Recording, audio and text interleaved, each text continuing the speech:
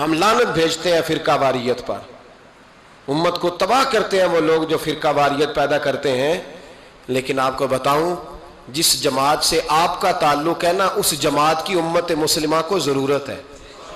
قیامت بھی 10 محرم کو ہی آئے گی، جمعے کا دن ہوگا.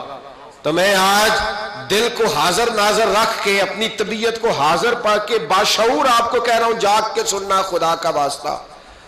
آپ اس جماعت سے تعلق رکھتے ہیں، اگر کافر کے سامنے اسلام کا کوئی چہرہ پیش ہو سکتا ہے تو صرف سنی کا چہرہ پیش ہو سکتا ہے.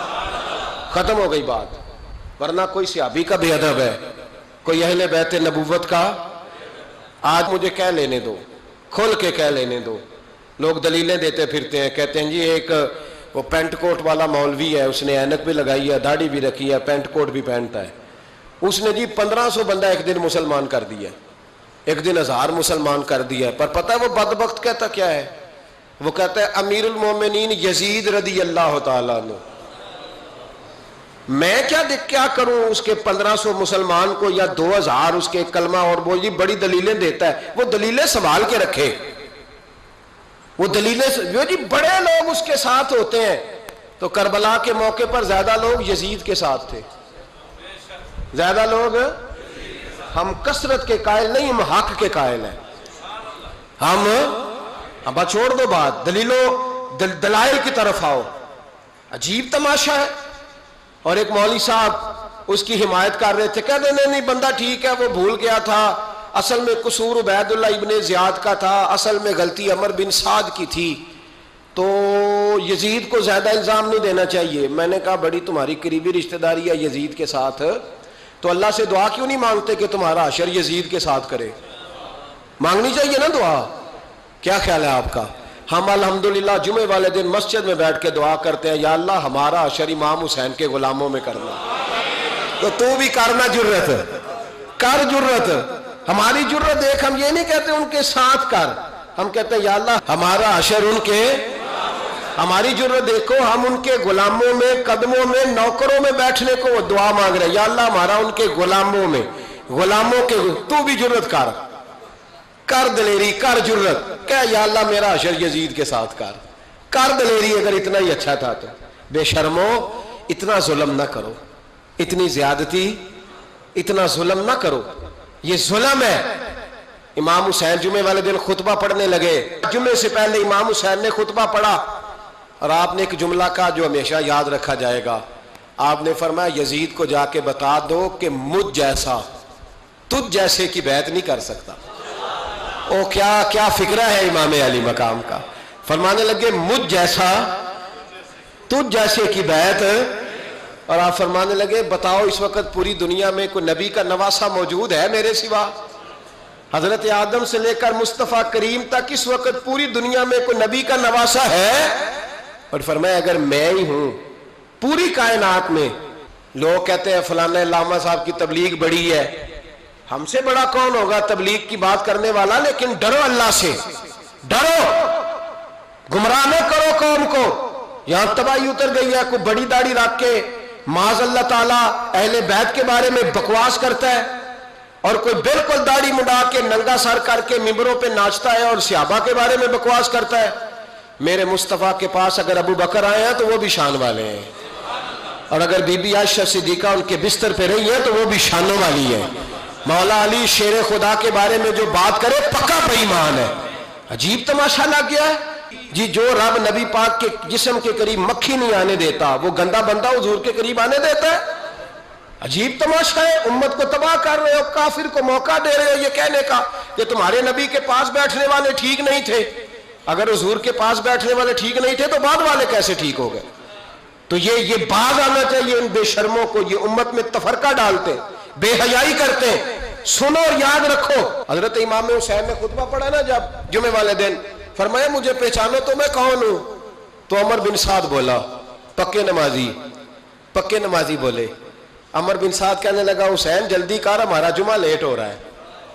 بلے ہو نمازیو، جلدی کر ہمارا. آئے ہائے کیا نماز ہے. یعنی نبی پاک کے نواسے کو شہید کریں گے اور شہادت کے بعد جمعہ پڑھیں گے اور نماز میں کہیں گے اللہم صلی علی محمد و علی. آل محمد. ان کو شہید کر کے قتل کر کے جمعے کا خطبہ دیا جا رہا ہے اور نماز پڑھی جا رہی. اللہم صلی علی محمد و علی. تو میرا سنی بڑا بھولا ہے, کہتا ہے جی وہ زیادہ نمازیں پڑھتے ہیں. تو زیادہ نمازیں تو عمر بن سعد بھی پڑھتا تھا. تو بھولا او خدا کے. دیکھیں نا, جتنی نماز کی اخلاق کی بات شاید میں کرتا ہوں, آپ کو جماعت میں کم لوگ ملیں گے, لیکن یاد رکھنا نماز عقیدہ نہیں, روزہ عقیدہ نہیں. عقیدہ حسین ہے, عقیدہ حسن ہے, عقیدہ علی ہے, عقیدہ عثمان غنی ہے, عقیدہ عمر فاروق ہے. میں اس شخص کو کیا کروں؟ مجھے اس شخص کی کیا ضرورت ہے جو ممبر پہ بیٹھ کے کہتا ہے حسین ابن علی باغی تھے؟ وہ شخص, اس کی نماز روزہ حج زکات دیکھا جائے گا. آؤ قرآن مجید سورہ شورا آیت نمبر 23, گھر جا کے قرآن مجید کھولو, یہ والی آیتیں بھی پڑھا کرو, یہ والی بھی کھولا کرو. صحابہ جمع ہو کے نبی پاک کے پاس آئے, عرض کی یا رسول اللہ صلی اللہ علیہ وسلم, آپ کے خرچے زیادہ ہیں, آمدن کا ذریعہ کوئی نہیں. جس طرح آج لوگ ہر پیر صاحب سے نہیں پوچھ رہے, علامہ صاحب سے, کہ آپ کام کوئی نہیں کرتے, کپڑے پھر بھی سفید پہنتے ہیں, کیا ذرائع آمدن ہے, پھر بھی آپ گاڑی میں گھومتے ہیں. ہمارا تو پروگرام تھا مولوی بھوکا مر جائے, پر اس کے پاس آتے ہیں تو یہ تازی چائے پلاتا ہے. کیا مطلب, کس طرح کا رویہ ہے؟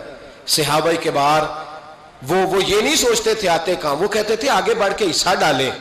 وہ سارے آگے بڑھے, کہا یا رسول اللہ صلی اللہ علیہ وسلم اخراجات زیادہ ہیں, ذرائع آمدن بظاہر کوئی نہیں. نذرانوں پہ اعتراض نہ کیا کرو, نذرانہ دینا نبی پاک کی سنت ہے, نذرانہ قبول کر لینا نبی پاک کی, بولو, حضور کی سنت ہے. تو صحابہ جمع ہو کے آئے, ایک جگہ پہ میٹنگ کی, کہا تھوڑے سے پیسے ہر مہینے پیش کریں گے. تو حضور سے بات کون کرے گا پیسوں کی؟ کہا ہم نے نہیں کرنی, نبی پاک کے چچا جناب عباس کریں گے.